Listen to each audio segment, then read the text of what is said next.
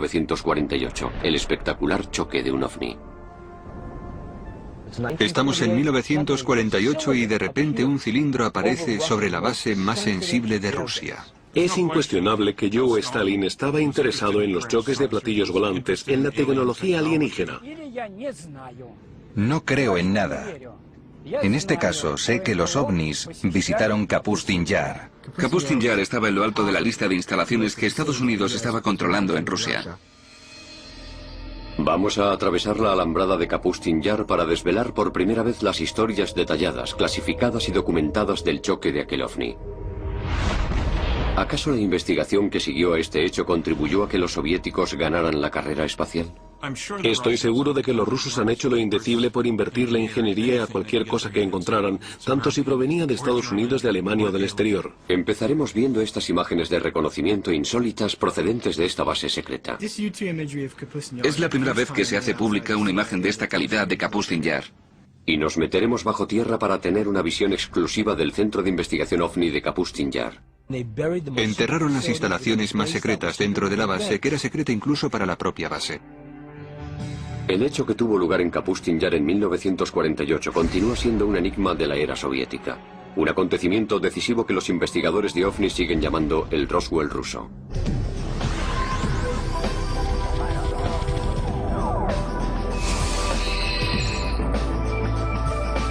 El Roswell ruso. Este es el Kapustin Yar, unas instalaciones militares extremadamente secretas localizadas a 96 kilómetros al sureste del antiguo Stalingrado y a 800 kilómetros al sur de Moscú. Construido según las directrices personales de Joseph Stalin, se trata de las instalaciones militares más antiguas de Rusia. Sus actividades a lo largo de los últimos 60 años han avivado la polémica sobre lo que de verdad sucede detrás de estos muros. Kapustin Yar, o Vladimirovka, como se le conocía en un primer momento, fue y sigue siendo el primer centro espacial ruso. Me llamo Vladimir Seminov y he trabajado durante 26 años para la KGB. En Kapustin Yar todo era un secreto, no hay nada en él que no sea secreto. Me llamo Sergei Khrushchev y soy hijo del antiguo primer ministro de la Unión Soviética, Nikita Khrushchev. Algo menos de un año después del accidente de Roswell que copara los titulares de todo el mundo, muchos creyeron que esta base rusa podía haber vivido encuentros históricos y un choque único con un ovni. 19 de junio de 1948, media tarde. Según los informes, el controlador aéreo de Kapustin Yar ve aparecer un objeto extraño en la pantalla de su radar. En ese mismo instante, un piloto de un MiG a unos 10 kilómetros al sur de la base ve un ovni alargado y plateado con forma cilíndrica que se dirige hacia él. Llama por radio a la base y comunica que le está cegando una luz muy clara. Un piloto ruso vio el ovni en 1948 e intentó atacarlo, lo cual tuvo consecuencias muy negativas para ambos. Al piloto le cegaron los rayos de luz que emitía el ovni.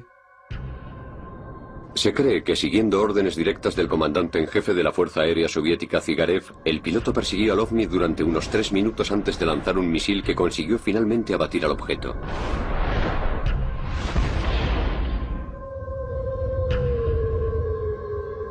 Pero al contrario que con el Roswell, este choque nunca salió en los periódicos. Estamos en 1948 y es una base aérea secreta. De repente aparece un cilindro sobre la base aérea más sensible de Rusia. Despegan los MiGs, es un combate aéreo, los pilotos rusos son buenos. Puedo ver aquel avión colocándose encima de la nave, los MiGs disparando sus cohetes mientras el arma de rayos de partículas hace explotar el MiG y ambos caen. Los informes indican que el piloto cegado, en un último intento por recuperar el control de su MiG, fue golpeado por las armas del objeto y murió dentro de su avión. ¿Qué utilizaron los alienígenas que estaban lanzando? Lo que probablemente estuvieran utilizando fue un arma de rayos de partículas. Sabemos lo que usó el MiG, que era lo que los rusos utilizaban entonces. El MiG disparaba sus balas, sus cohetes y las primeras versiones de un misil. Aquel MiG fue capaz de romper el áurea antigravitacional que rodeaba a la nave. El objeto con forma cilíndrica no pudo mantenerse más tiempo en el aire y se estrelló. Y los equipos rusos de recogida, entusiasmados por recibir su primera nave espacial, saltan sobre aquello y se lo llevan bajo tierra a Zivkur. Entonces empieza el programa OVNI secreto de Rusia. Soy Bill Burns, editor de la revista UFO. Afrontémoslo, todo el mundo quiere echarle el lazo a un platillo volante. Es una fuente maravillosa de armas y de sistema de defensa. Soy Stanton Friedman, soy físico nuclear, profesor y ufólogo. Este choque de 1948 es uno de los muchos extraños acontecimientos que han convertido a Kapustin Yar en una versión incluso más mítica que el Roswell de Estados Unidos y el Área 51. Los soviéticos tenían que hacerse con lo que teníamos nosotros, que era el choque de Roswell. Contábamos con el almacén tecnológico que desarrollamos a principios de la década de los 60 gracias al Roswell. Los rusos no tenían algo así. ¿Cómo conseguir esa tecnología?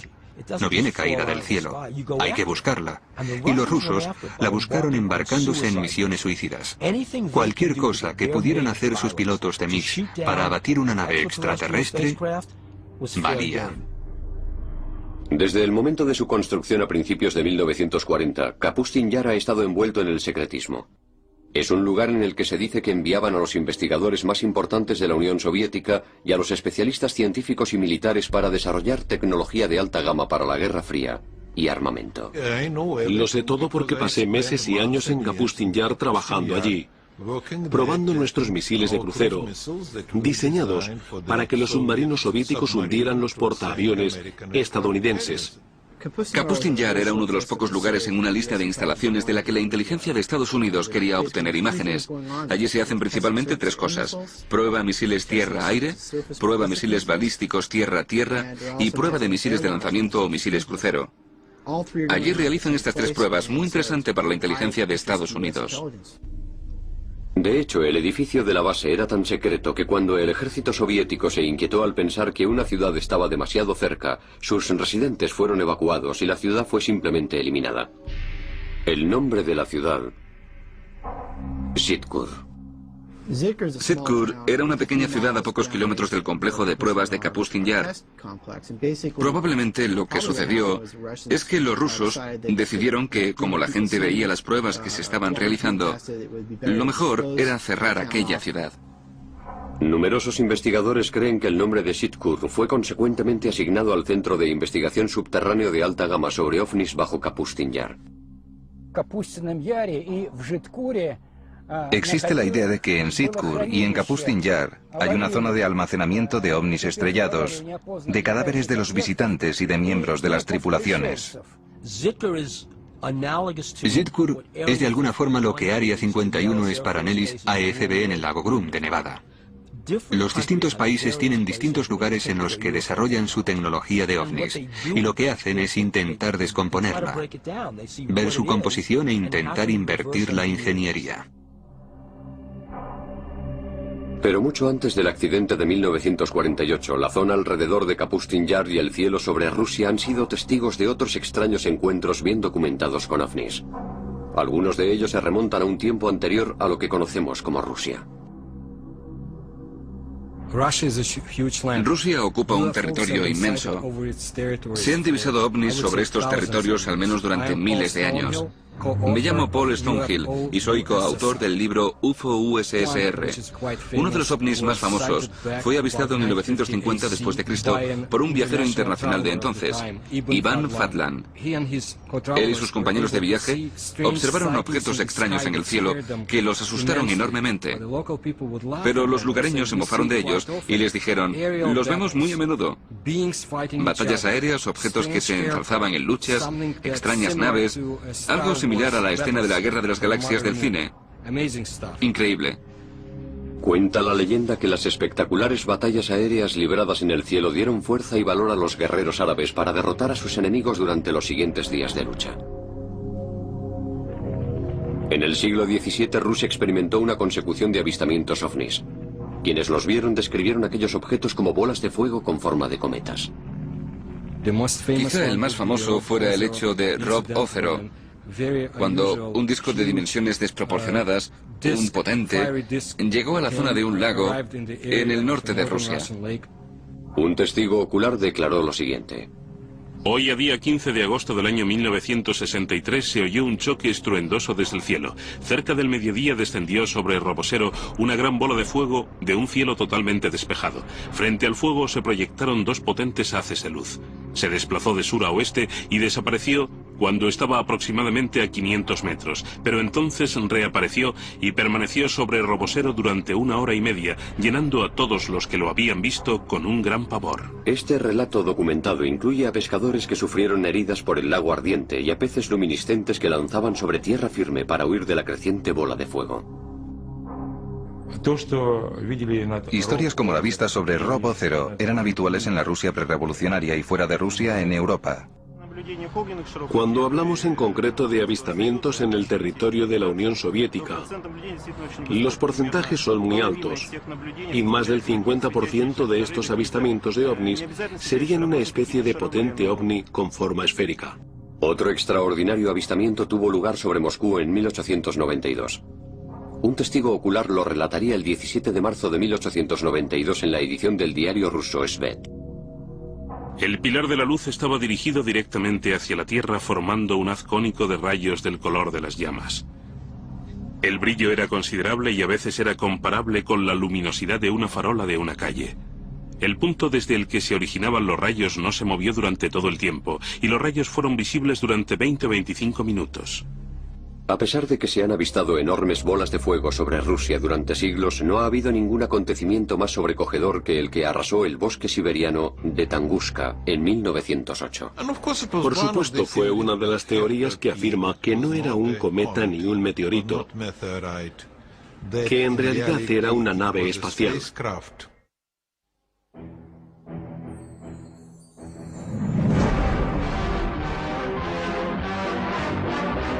Hurtling through the solar system, a speck of cosmic dust strikes the Earth. Commonly, these meteors are vaporized by friction in the atmosphere. This is part of the story of one that wasn't. A meteor that landed in 1908 in Siberia with the destructive force of an atom bomb. 30 de junio de 1908. Aproximadamente a las 7 de la mañana, el apacible bosque de Tunguska en Siberia es golpeado por una explosión ensordecedora que hace temblar la Tierra. La explosión poseía la fuerza de una bomba de hidrógeno de 40 megatones. Inmensos árboles arrancados como si fueran ramitas. La explosión diezmó aquel denso bosque. La repercusión de la explosión se sintió incluso en Europa Occidental y en un principio se creyó que había sido causada por un meteorito gigante que había golpeado la Tierra. Mi conclusión personal es que se trataba de, digamos, una manifestación de la madre naturaleza, pero no había ninguna inteligencia detrás de lo que sucedió allí. No fue un cohete que nos indicara que los alienígenas nos están observando a los terrícolas.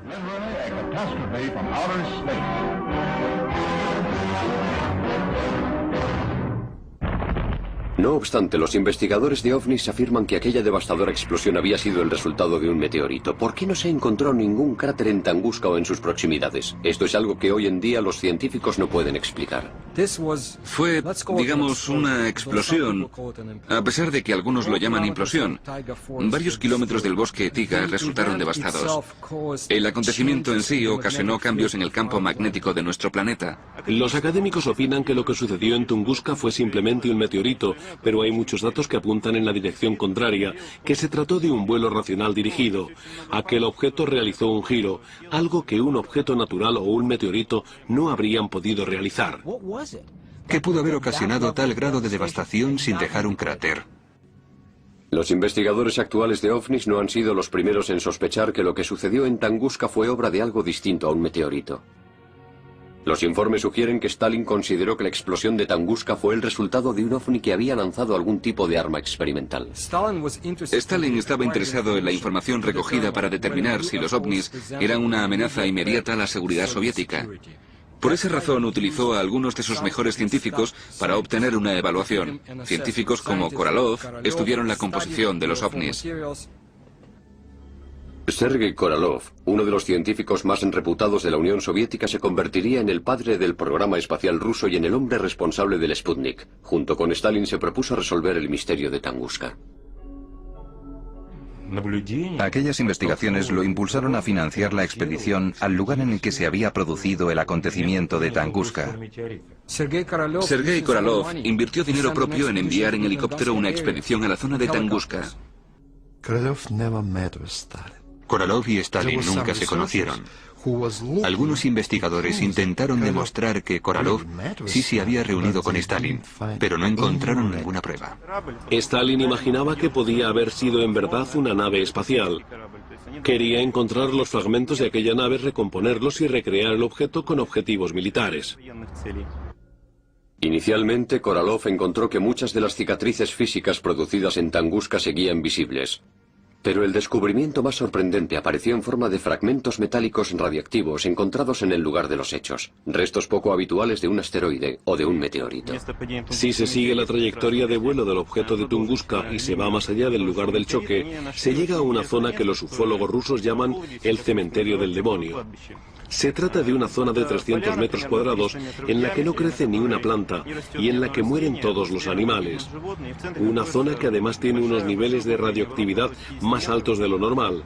Se trata de las consecuencias de un posible fragmento metálico radiactivo resultante del choque. Los niveles de radiación eran una realidad. Los meteoritos no bajan con ese nivel de radiación, así que una de las historias es que era una nave nodriza que había explotado. Se cree que Korolev le dijo en secreto a Stalin que el accidente de Tunguska había sido provocado en verdad por un ovni, del que se habían encontrado fragmentos por toda la zona. No obstante, en su informe oficial extremadamente secreto, se comenta que Korolev le contó una historia muy distinta. La versión oficial era que en Tunguska había chocado un meteorito gigante.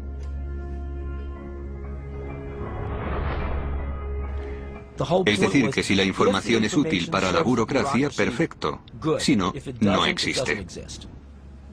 ¿Y a dónde se llevaron los fragmentos radiactivos de Tunguska? Algunos creen que las pruebas fueron enviadas a la base subterránea de Kapustin Yar, Sitkur. Cada país tiene sus sitios en los que guarda su tecnología de ovnis. El principal lugar de los soviéticos era el de Sitkur, que era donde intentaban entender la tecnología y cómo utilizarla. Obviamente la seguridad que rodea esas bases es una seguridad letal. ¿Es posible que el equipo de científicos de Stalin que estaba en el laboratorio subterráneo de Sitkur estuviera utilizando restos del ovni para avanzar en sus primigenios programas espaciales y de defensa con misiles? Tenían a un par de personas, un par de hombres dirigiendo el programa que se ocupaban de los avances del programa espacial. Soy Fred Kulik de Caltech. El líder del programa espacial estaba en contacto directo con Stalin y posteriormente con Khrushchev. En su búsqueda por adquirir la tecnología OVNI para derrotar a los estadounidenses en la carrera espacial, se ha publicado que los oficiales militares soviéticos ordenaron a los pilotos de los MiGs que abatieran a los OVNIs igual que en la Segunda Guerra Mundial, justo antes del choque de 1948 del Roswell ruso. Eso nos da una doble preocupación sobre los OVNI. Por un lado, quieres que la nueva tecnología supere a la tecnología aérea del otro. Y por otra, necesitamos estar alerta de sus novedades. Al final, lo que quieres es que tus chicos lo abatan. En su búsqueda por adquirir la tecnología OVNI para derrotar a los estadounidenses en la carrera espacial, se ha publicado que los oficiales militares soviéticos ordenaron a los pilotos de los MiGs que abatieran a los OVNIs igual que en la Segunda Guerra Mundial, justo antes del choque de 1948 del Roswell ruso. La CIA tenía agentes en la Unión Soviética en 1950 que afirmaban haber visto ovnis. La CIA estaba muy interesada en lo que estaba pasando en la Unión Soviética. En las primeras etapas de la Guerra Fría, el lugar soviético de pruebas militares de Kapustin Yar se convirtió en un hervidero de la actividad secreta. Una actividad en la que se incluían pruebas de armas avanzadas de misiles y de cohetes. Es decir, que después de la Segunda Guerra Mundial y del desarrollo de la bomba atómica no fueron capaces de construir pequeñas armas atómicas, así que tuvieron que hacerlos relativamente más pequeños, mucho mejor que ellos. Es decir, que desde el principio planificaron grandes cohetes, y eso, en verdad, les dio ventaja en el programa espacial. Los rusos tenían uno de los trozos de papel más espeluznantes que he visto en uno de los 20 archivos que he visitado. En él se decía que los rusos habían hecho más progresos en los últimos 18 meses en el desarrollo de armas nucleares y en los métodos de producción que lo que se había pensado durante 5 años. Y hablamos de 1951. A principios de la década de los 50, los rumores sobre la actividad de los ovnis y de experimentos en Kapustin Yar se habían filtrado más allá de las fronteras soviéticas. Noticias alarmantes que según algunos podían haber impulsado a Estados Unidos a descubrir de una vez por todas si los soviéticos habían utilizado finalmente la tecnología de los ovnis. Kapustin Yar y Zitkur estaban en lo alto de nuestra lista de observación militar, de la misma forma que Área 51, la base aérea de Wright-Patterson y Los Álamos estaban en lo alto de la suya. Tim Brown es un analista experimentado de globalsecurity.org. Es experto en la interpretación de imágenes secretas por satélites y espías tanto para organismos privados como gubernamentales. Kapustin Yar estaba dentro del porcentaje del 10% de las instalaciones que Estados Unidos estaba controlando en Rusia y que evidenciaba el increíble volumen de documentos desclasificados disponibles que demuestran el interés constante existente en lo que estaba pasando en aquellas instalaciones. No mucho tiempo después de que Estados Unidos desarrollara su aparato espía más complejo hasta la fecha, el avión espía U-2, su primera misión fue, como no, Kapustin Yar. Puede que sea la primera vez que alguien de fuera de la CIA o de la comunidad de inteligencia haya estudiado estas imágenes de calidad del Kapustin Yar. Aquellas fotos de reconocimiento del U-2 nunca vistas hasta entonces aportaban una perspectiva detallada a la base militar secreta. Una de las cosas que se ven son distintas actividades en lugares de pruebas en diferentes momentos. Los rusos no solo probaban aquí sus misiles, sino que también entrenaban allí a las tropas que los utilizarían. Así que hacían instrucciones con misiles, preparaciones de pruebas y lanzamientos de prueba. Según un expediente militar conjunto de inteligencia emitido por la Marina, la CIA, el 1 de diciembre de 1960, Kapustin Yar es un complejo militar de pruebas de 3.640 kilómetros cuadrados descrito como un lugar de profundo interés para la comunidad de la inteligencia. Contenía en su momento al menos 4 complejos de lanzamiento balístico, 14 plataformas de lanzamiento, una instalación para seguimiento detallado por radar, 3 pistas de aterrizaje de 1000 metros y numerosas zonas extrañas y no identificadas. Pero lo que no pudieron desvelar los aviones de reconocimiento U-2 se puede ver ahora por primera vez en esta visita subterránea en exclusiva al que podría ser el centro neurálgico de toda la actividad ufológica soviética. Zitkur. A partir de informes y de dibujos del experto ufólogo ruso Anton Anfalov, inéditas para el mundo occidental, estas imágenes son probablemente las primeras de estas instalaciones secretas y crípticas 400 metros bajo Kapustin Yar. Digamos que tienes la oportunidad de bajar allí, al laboratorio ufológico ruso más secreto. No dispone de la última tecnología ni de una iluminación fantástica. Es lúgubre, oscuro y tenebroso. Es ruso. Está extremadamente compartimentalizado. Es como un centro comercial subterráneo, con excepción de que dentro de su núcleo se encuentran estas salas en las que se ha desmontado y vuelto a montar una tecnología muy especial. En esta sala están realizando autopsias a cuerpos alienígenas. En esa otra están reconstruyendo un motor. Después también tenemos estas increíbles máquinas Ryuk-Goldberg. Son máquinas que analizan los componentes básicos. Y finalmente encontramos estos inmensos hangares subterráneos. Lo que más llama la atención es que en estos hangares no hay aviones, sino estas grandes naves con forma cilíndrica, en varias etapas de despiece después de algún choque. Lo que harán con ellos es invertir la ingeniería. Eso es lo que podemos ver en esta base. ¿Son estas las instalaciones secretas a las que llevaron los restos del Roswell ruso de 1948 y los restos del OVNI de Tungusk? No puedo negar los rumores sobre los llamados ovnis capturados. Los soviéticos intentaron recuperar los fragmentos perdidos de sus pruebas secretas. Les vendría bien decir, sí, hemos atrapado ovnis, tenemos un ovni. Pero, ¿qué sentido tendría que guardaran tanto secretismo sobre los ovnis?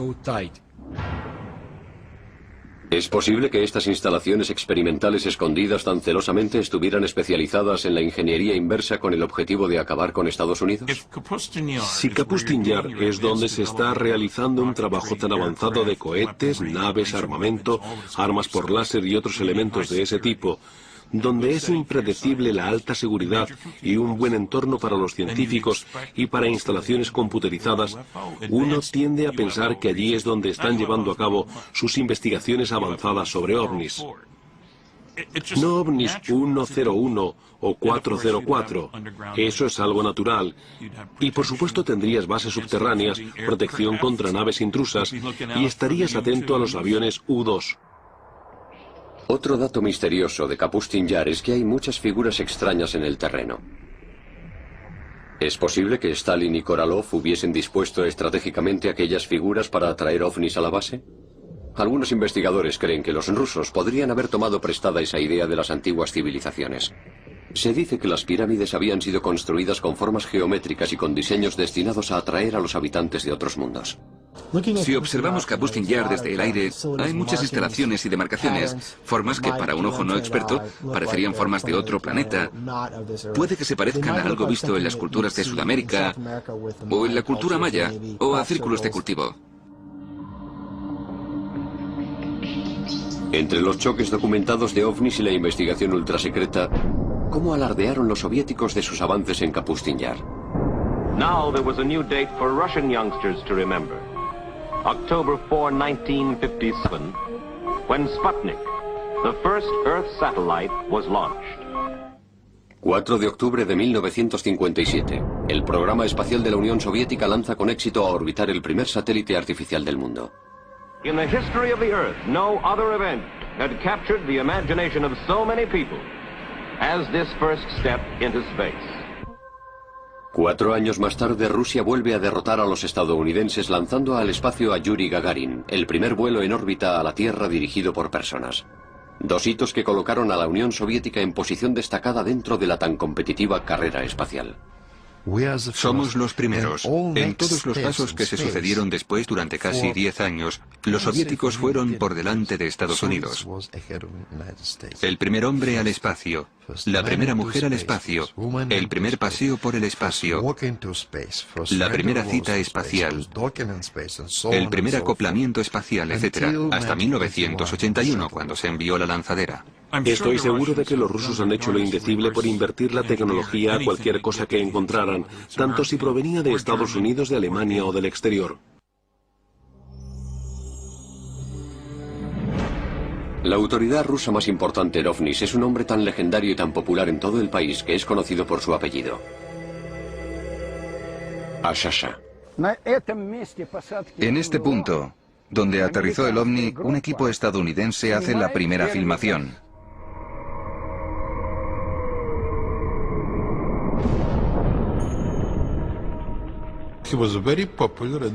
Era muy conocido en plena actividad ufológica en la Unión Soviética, a finales de la década de los 60 y 70. En aquel momento no estaba permitido, pero tampoco restringido hablar sobre esto. Ashasha inventó el canal de historia para hacer una visita exclusiva a un lugar documentado del choque de un ovni, no muy lejos de donde se produjo el choque de 1948 del Roswell ruso. Yo me tuve que quedar aquí, exactamente en este sitio. Utilizando 2 varillas de cobre, Ashasha empieza la visita comprobando la energía ambiente que el lugar del choque sigue emitiendo hoy.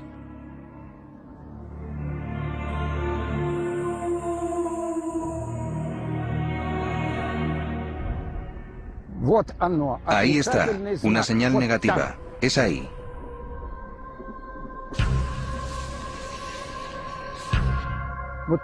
Ahí abajo, por allí.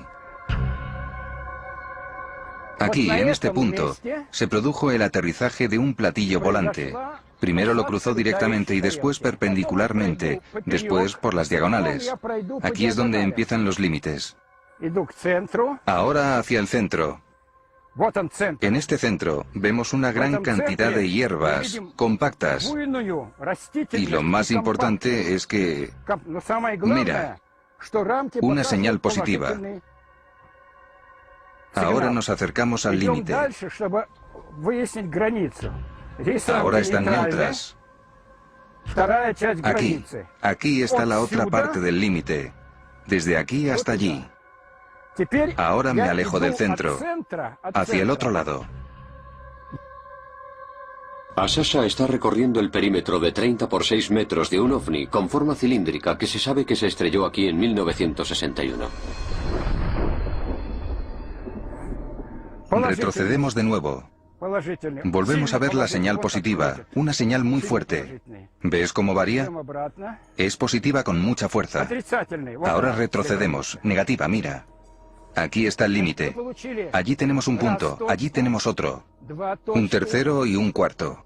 Los animales evitan este lugar, lo rodean, y el ganado no pasta aquí.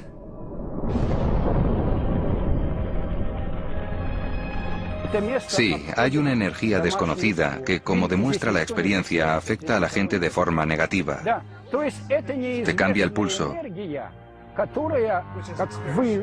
El ritmo de los latidos, te quedas sin aire, empiezas a sudar.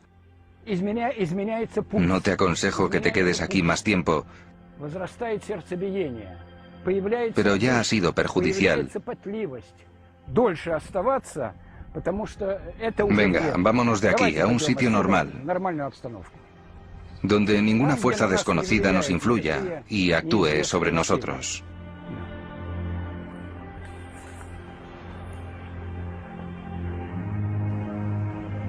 La descripción de Ashasha del choque de este ovni fue apoyada por un habitante del pueblo cercano de Sodnia, que al ver a Ashasha nos contó su relato sobre el avistamiento del choque por su ventana, que da a este lugar a menos de 180 metros.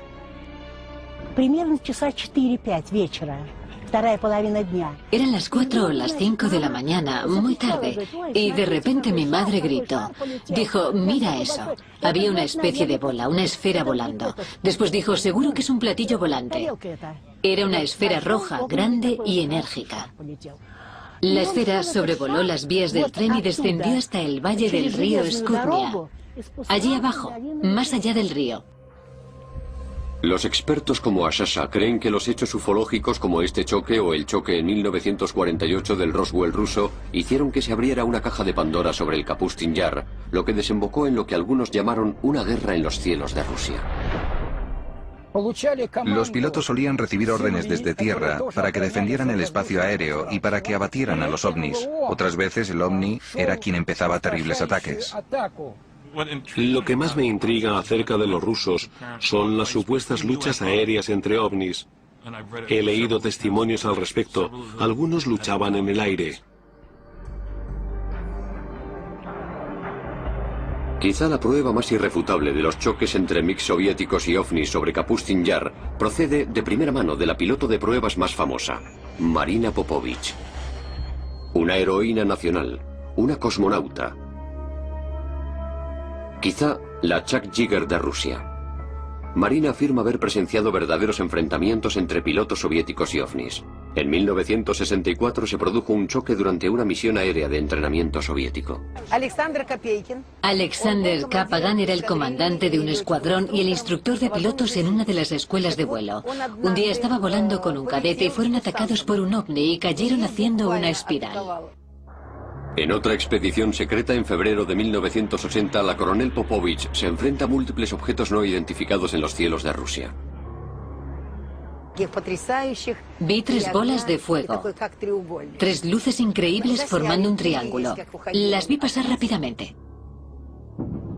Otro piloto de pruebas de MiGs, el coronel Vyatkin Lev Mikhailovich, accedió a contar en primera persona y en primicia para nuestras cámaras su experiencia. 7 de agosto de 1967, 6:30 de la tarde. El coronel Mikhailovich informa de que su MiG ha sido atrapado súbitamente en pleno vuelo por un ovni. Cuando estaba haciendo un giro hacia la izquierda, de repente vi una luz que venía de arriba. Aquel gran disco empezó a encenderse poco a poco y solo me dio tiempo a inclinar rápidamente el avión, pero el ala golpeó el haz de luz. El avión tembló y los niveladores y las agujas empezaron a moverse de derecha a izquierda. Es como si el rayo de luz se desintegrara en pequeños puntos de luz. ¿Cuál fue mi sorpresa cuando mi técnico Mikhail me dijo: Lev Mikhailovich, el ala del avión está brillando? Al parecer estuvo posteriormente durante una semana en el hangar y el ala izquierda no dejó de emitir una luz blanca. Lavaron el ala con queroseno y poco después el brillo desapareció. Por suerte, el encuentro del coronel Mikhailovich con un ovni sobre el cielo de Kapustin Yar en la década de los 60 no tuvo un final tan fatídico como el famoso choque de 1948 en ese mismo cielo. No me asusté, me sorprendí. Me dejó atónito especialmente que el rayo de luz resultara ser compacto, porque sentí el impacto. Mientras seguían llegando informes ufológicos al gobierno soviético procedentes de oficiales civiles y militares, la KGB se empleaba a fondo para ocultar los informes, silenciando a aquellos que los habían elaborado y habían tomado medidas contra la prensa. Pero mientras tanto, la agencia espía estaba creando un informe oficial sobre actividad ufológica en la Unión Soviética llamado el Archivo Azul de la KGB. Estados Unidos nunca entenderá esto, porque hay que estar dentro de la KGB para conocer el poder que tenía. Y durante la época de Stalin, la KGB era increíblemente poderosa. Escrito e investigado a lo largo de los 20 años que separaban los años 60 de los años 80, el Archivo Azul de la KGB era uno de los estudios oficiales más profundos sobre ovnis encargado por un organismo gubernamental en ningún país. El Archivo Azul de la KGB es una colección de documentos de 124 páginas publicada en 1990. Creo que esto no es todo lo que ha visto la KGB, y no soy el único que lo cree. El Archivo Azul recogía miles de informes sobre avistamientos ovnis, sobre combates aéreos y sobre accidentes, y todo descrito con gran lujo de detalles. Según el Archivo Azul, el 21 de marzo de 1990, los residentes de una docena de ciudades rusas no muy lejos de las puertas de Kapustin Yar fueron testigos del mismo avistamiento del ovni entre las 10 y las 11:30 de la mañana. A continuación se incluye un extracto escrito de un oficial de asuntos internos de la KGB. Tras obtener información precisa, se estableció que un número destacado de residentes de ciudades cercanas había visto con sus propios ojos un ovni, y en algunos casos dos. Uno de esos testigos había visto un rayo de luz que salía del objeto y que iluminaba la superficie de la Tierra. Si hay tantos rumores y se comenta tanto sobre ovnis, más tarde o más temprano el gobierno hablará con su departamento de inteligencia para ver qué está sucediendo. Y la KGB tuvo que crear ese archivo con todas las publicaciones de lo que habían visto los testigos, o que creían haber visto. ¿Es posible que aquel accidente de 1990 haya sido una simple prueba militar enviada desde el suelo, desde Kapustin Yar? ¿O se trata quizá de otro accidente relacionado con ovnis? Si la Unión Soviética no hubiera sucumbido bajo su propio peso a principios de la década de los 90, los escalofriantes relatos que acabamos de oír de encuentros en primera persona y cerca de Kapustin Yar habrían permanecido como un peligroso secreto más de la era soviética. Es diferente porque el momento también lo es. Si hablas con alguien de una generación pasada, sí, claro, no cabe duda, pero hoy en día es totalmente distinto. Las generaciones jóvenes actuales viven en otro tipo de sociedad y disfrutan de mucha más libertad. Esta nueva libertad en Rusia ayudó a los productores de este programa a adquirir a través de canales oficiales estas imágenes soviéticas que vamos a ver.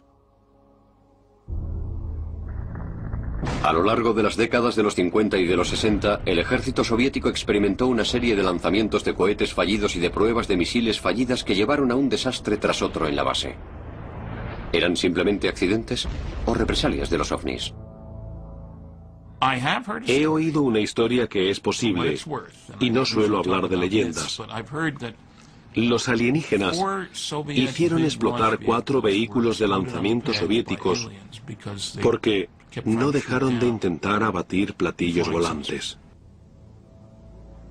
Escondido durante 45 años, un cámara militar soviético grabó los efectos posteriores de lo que parecían ser 2 ovnis con forma de bolas de fuego que se sabe que chocaron en Kapustin Yar el 3 de junio de 1960.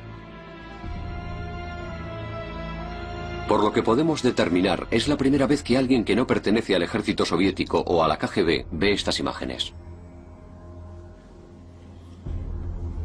Se ve a 3 bomberos del Ejército Rojo huyendo de esta inmensa bola de fuego que, según los informes, siguió aumentando de tamaño y causando otras explosiones masivas en la zona durante más de 1 hora.